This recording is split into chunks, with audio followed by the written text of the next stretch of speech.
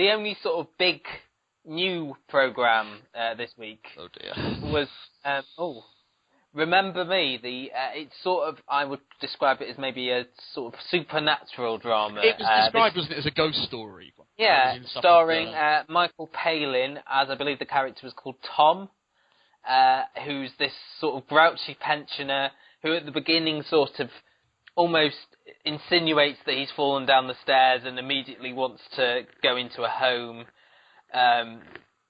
Things sort of step up a gear when this social worker who sort of facilitated it ends up sort of looking like she's been pushed out of the window. He's the only witness, and the young nurse Hannah, played by Jodie Comer from Mad Fat Diary, is sort of the first person to the scene. And then you've got the other sort of central character in this is Mark Addy, playing this sort of schlocky, detective, someone who's never, sort of also ran journeyman sort of character who has never really felt good enough to, get a promotion or anything like that, and whose family sort of, emigrated to Australia and left him alone. I liked it. I mean, I'm not a massive horror fan, but I mean, I think what this did well, me and Luke were actually talking about Crickley Hall, which was a couple of years ago, same sort of thing. Yeah. Crickley Hall was a bit more sort of classic horror because it had all the sort of flashback scenes to the 19th century. What I liked about this was I think you could believe in the characters. The characters were very relevant. They all had this sort of link of loneliness, whether it be sort of the pensioner who lives on his own, the young girl who's having to look after her brother because her mum, Julie Sawalha actually, who looked quite different in this, is sort of still mourning her dad who's passed away. And then obviously you've got the Mark Addy character whose family has left him. I like that theme. The sort of the horror bits, the running water, the flickering lights and stuff. It is all a bit like, cliched, but it was done well. I don't think it was overplayed. And by the end, I was intrigued enough to want to know what was happening next.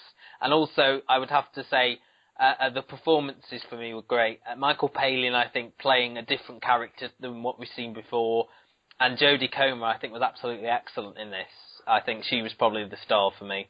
Gary, what did you think? I only lasted 10-15 minutes. Oh, really? Yeah, I couldn't quite get through. I think the first part of the episode was actually kind of depressing. This whole idea of the situation he was in, and the character didn't appeal to me. The people that had helped him when he'd fallen down the stairs, he then abused as he left and was very racist. Yeah, I think it was almost sort of joking though. I think the thing is that the house itself is what he was trying to escape from. Yeah, I kind of understood he was almost saying that sort of, these people who've been in his house are almost got this taint of the house on him, and that's why he didn't want them to visit. And I'm a little bit harsh on it in the fact that I gave up. But I think you should try and stick with it, because I think it also.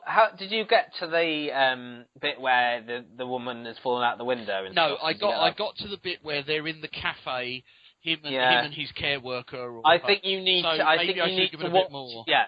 You should at least watch it, because that for me is where everything sort of comes together, because before that you've got all these sort of disparate characters who haven't met up yet. Yeah. So I think you at least need to give it a go.